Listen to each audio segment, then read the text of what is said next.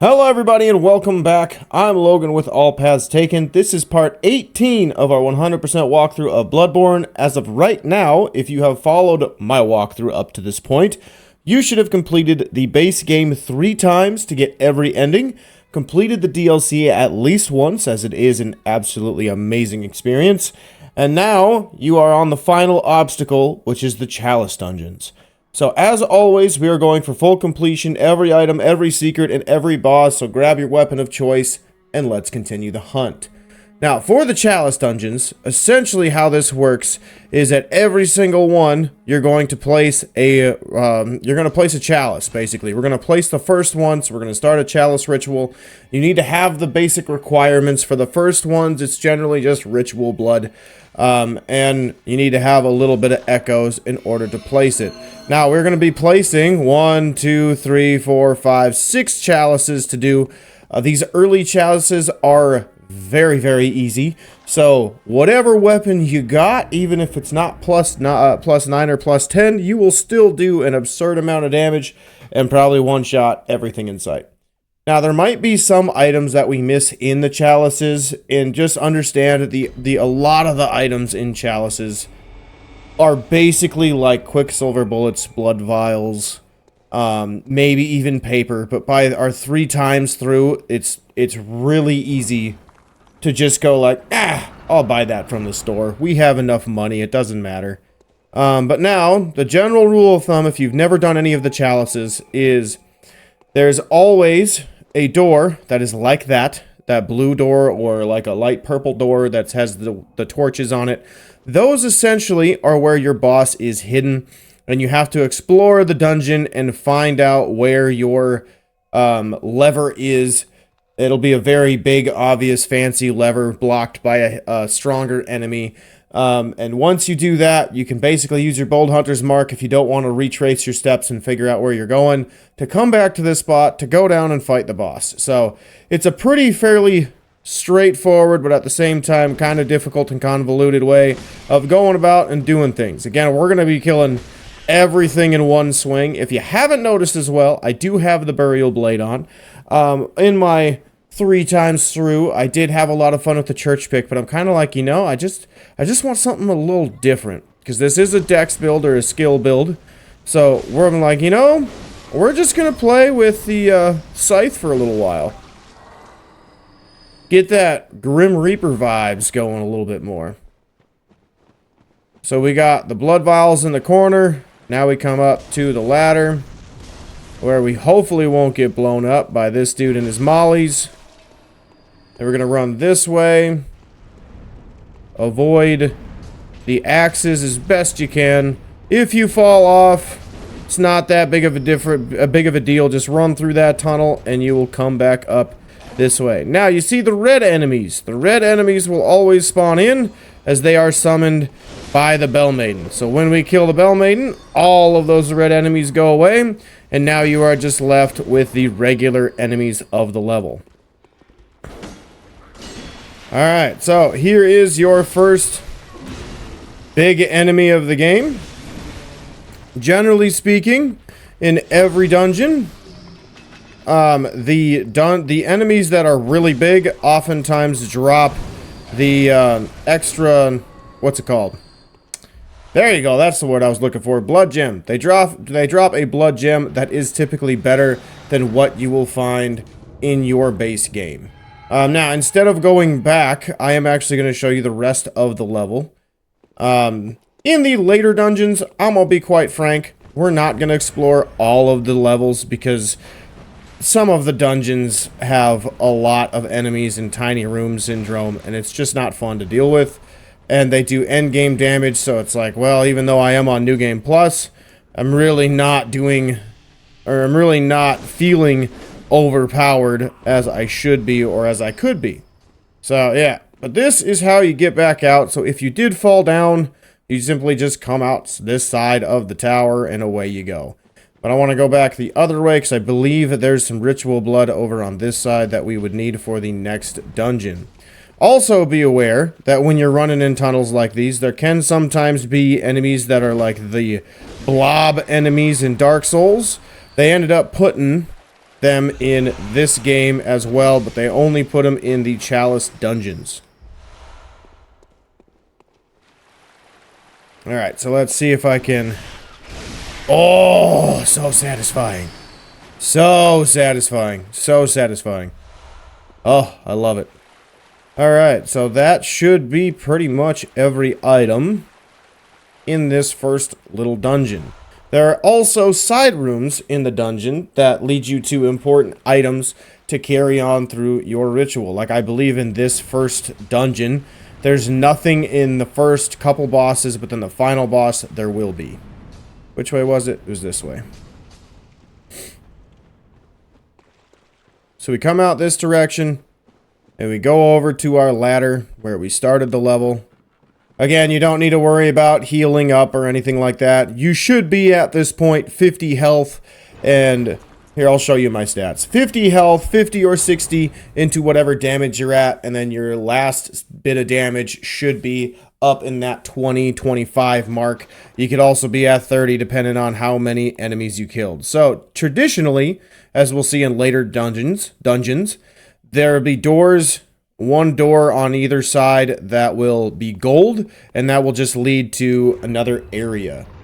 But this is our first boss, the Undead Giant. We will eventually fight one of these way later in the game. Because as you can see, is already dead. Right? Pretty simple, pretty straightforward. And if you're like, Logan, why didn't we come do this earlier when it's a challenge? Well, honestly, it's because, like, it just goes way faster if you're stronger. Like, it's way faster. I had way more fun because it gives you a few warm-up levels in the early chalices like this one, the Pthumerian Labyrinth. Like, it makes it a little bit easier. So you can kind of get used to the flow of the game. Because, like, my first time playing through this, when I was way under-leveled or in line with the base game levels, yeah, was not very good. Like, I did not enjoy it. I enjoyed it once I got my feet wet when I was higher level. So, yeah. Now, in rooms like this, typically there are trap tiles where when you walk on the tile, there will be a boatload of enemies to explode. Like, see, we're right here, I'll trigger it. So, things like that, summon multiple enemies, and you could kill them pretty quick. They also might have, like, dart traps and things like that as well. But we're going to run this way to start. We're going to grab the item behind. And then we're going to climb up the ladder as well. And here we see the trick for these levels is to try to follow the red enemies and where they are coming from. Because they will typically dictate where you need to go for your level and for your lever. And then once we kill the Bell Maiden, level gets a little bit easier, less enemies to find. Hey, it's Naked Boy. I love Naked Boy. He's funny. Look at that booty cheeks. I don't know if that's appropriate for YouTube, but I'm leaving that in. That's hilarious. Nice, and he even gave us some ritual blood. So we get our next lever. Now that big door is unlocked. And we can run through the rest of the level as well. So out here, I don't know if there's enemies. I think there's just one or two over here. Yep, easy peasy. No items over here. Is this a later dungeon? Aha, I knew it. So a lot of people are not a huge fan of the Chalice Dungeons. I actually really like them. I think they're pretty interesting. They're a unique system that the game has that, in my opinion, just brings out a little bit more challenge and a little bit more variety in this game. Like, it's just additional content. I don't know why people wouldn't like more additional content in their game. I see a guy throwing daggers at me. Where is he? Ah, there he is. So if you have a torch, which we do have by now, you can put it on in your offhand or your left hand in order to see, which I should probably do, but will I? Nah, I know where pretty much everything's at. Alright, no side rooms, so we just get to go into the boss fight. And we got the Watchers. What you got for me, big boy? Oh, nothing? Okay, well, I'll just wail and kill y'all then. Ouch.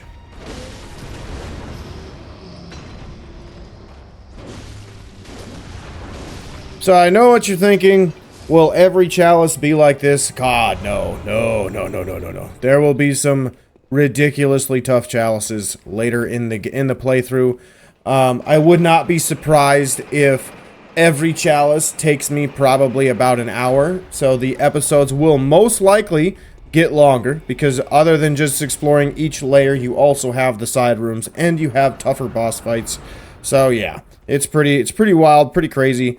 I will also mention I'm not going to do absolutely every chalice because there are some chalices that don't progress towards the end goal of beating the chalices. So for example, the Hintertomb Chalice I will not do. The Ailing Laran Chalice I will not fully complete because again, this run is all about the trophy side of things. So we're going to do everything to get all trophies. Which means we just had to have the Graded Chalice, the Ailing Laran Chalice, and the Hintertomb Chalice. We do not need to complete them. Ah, there's my big boy that I was looking for. So with these things, that's not fair. Can I, huzzah! Oh. Huzzah! Ah, that sucks. But anyway, these things drop Arcane Haze, which we will need. Eventually, we will get an item that lets us make Arcane Haze, which we will need for our last few dungeons. But overall, you'll get enough of the resources you need just from running around and exploring the levels. Alright, where's my Bell Maiden? There's my Bell Maiden. Excellent. Easy enough. Hey, you're supposed to be dead. More ritual blood. Let me see, there's more items to grab, so I'll go grab that first before we go and grab the rest of the stuff like the lever and whatnot. Whoa, camera. Not sure why it latched onto the head, but I'll take it. There we go. There's our first Arcane Haze. Alright, now I believe we got a little crawler underneath the rock. I can't remember if this one has a gem or a shard. Ah, bag dude. What? 1 HP in a dream! My goodness. Ah, there's the crawly boy.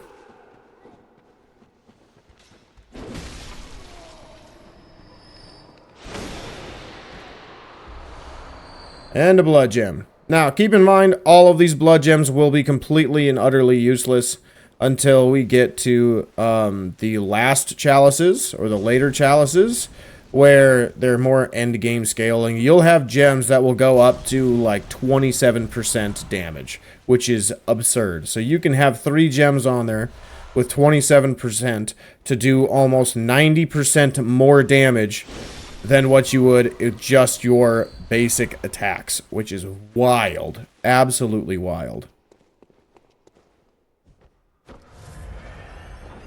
Alright, let's open the door. And in here, we get a pilgrim. These guys are the only guys that won't attack you. And you can't talk to them either. So, pretty cool. I like to leave them alone. So that is a Pthumerian villager. I believe this is one of the few chalices where they are going to automatically be, but typically they will just be random. So they won't always be there.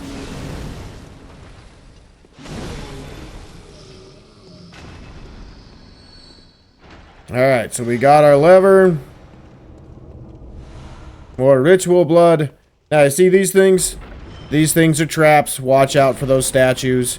You can always walk up and break them like I did. Now, are there any small chests containing more ritual blood? I don't remember. There's so many rooms that are exactly the same that you just kind of gotta roll through and hope and explore that you get them all. Alright, I think I got them all. So let's move on. So now we go backwards. Oh, hang on. What's up here? That dude's just going on and exploring. What a nice guy. Alright, so if we come up here, come down this way, this is just a hallway leading to an item. More blood. And then we can backtrack and go the final way over here. Is this just an empty room? No, it's got a hallway. Okay. But yes, this is just an empty room. Other than the chest. And tomb mold. Now we come through here, and now we're up top. Kind of cool. So this is the other way that we could have gone. If we ended up using one of these. It's pretty cool. But we could ride those things down and then go from there. I don't remember if there's another doorway up here. I know in the later ones there are, so I'm just going to take a stroll real quick. And we'll kill this guy, why not? He looks like he should die.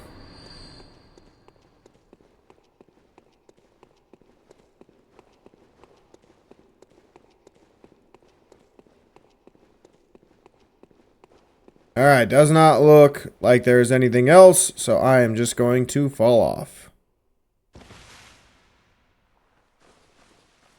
Now, since pretty much everything is dead, we just gotta look for our walkway back, which I believe is over on this side of the building in the center.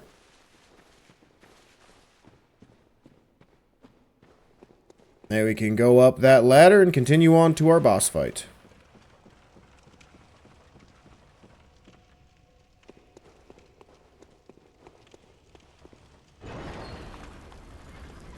When you lift up these doors, you really just use all back. Like, all of your back. Like, it's kind of what you look like. That's kind of what you look like, or sound like when you're trying to do that. But this is our first side room, so why we go in these side rooms is to grab our material that we need. So, we're going to open the door. Typically, a good rule of thumb as well is when you see a door like that, trying to run close to it first to see if we got a bunch of enemies in it. Or next to the door. There's a couple in the later chalices that you'll see me just kill enemies through the door before I open it, because I'll be bombarded by like 6 of them. I missed. Dang it. Ooh, what's this? Bold Hunter's Mark. Lovely. We get a couple items down here.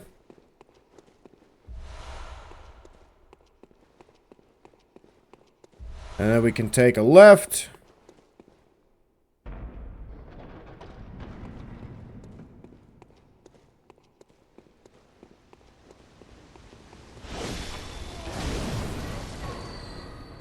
And what's through here? Can't remember. Does this connect?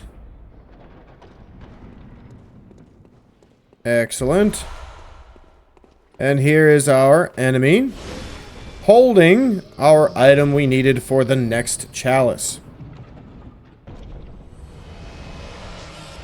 So I believe there's only one chalice dungeon that you will need to farm for the ruins, or I should say the ruin blood or ritual blood, because we need ritual blood 4, and you'll have to kill some bag dudes in order to get it all.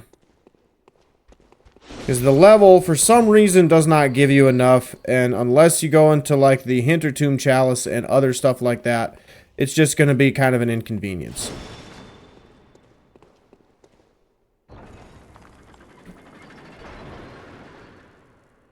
Alright. Oh, God. Dropped my phone. Whoops. Alright. That's what I get for texting while I'm trying to record content. Alright, so here we are. We have done everything. Now we can backtrack and fall down this ladder. And away we go into our boss fight. Is this the right way? Yeah, this is the right way. Right? Right. There we go.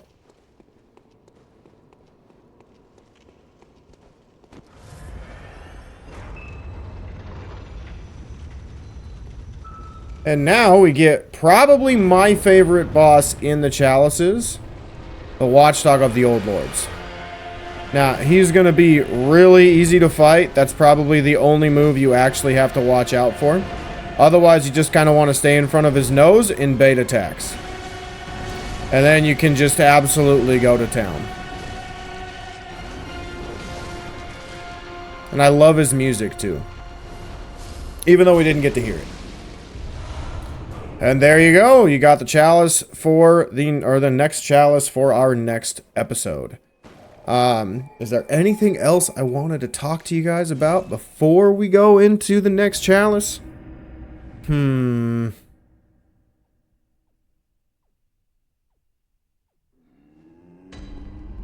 don't think so. I don't think so. Oh, yes, I remember. So, the main thing I would suggest for you guys to do, if you haven't already, is to start purchasing all of the weapons that you need. Because we need to end up buying every weapon in the game anyway to get all of them for the trophy.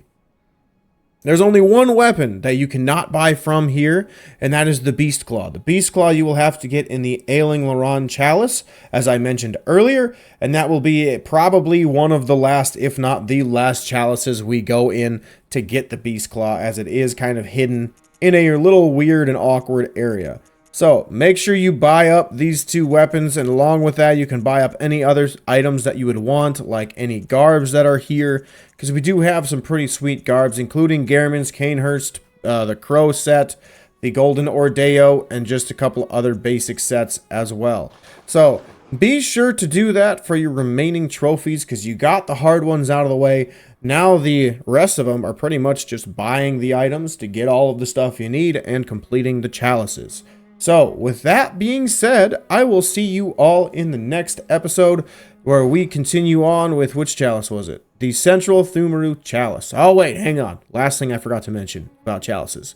The root chalices are all random rooms. So, basically, the Pthumeru Chalice, the Central Pthumeru Chalice are going to always be the exact same. Same with the Ailing Laron and the Great Is. But when you get the root chalice, you essentially have one of 1,000 preset buildings or rooms to explore, or dungeons to explore, that will make it a little bit new and feel almost like a roguelike experience while you're going through the game. Do you need to do a root chalice to get a trophy? Absolutely not. You only need to do the Pthumeru, the Central Pthumeru, the Lower Pthumeru, and a couple other chalices that we'll go through as well. Again, I'll have an episode for all of them. But with that being said, I think we're pretty much ready for Central Pthumeru Chalice. So I will see you all in the next episode for that chalice. Have a great day, everybody.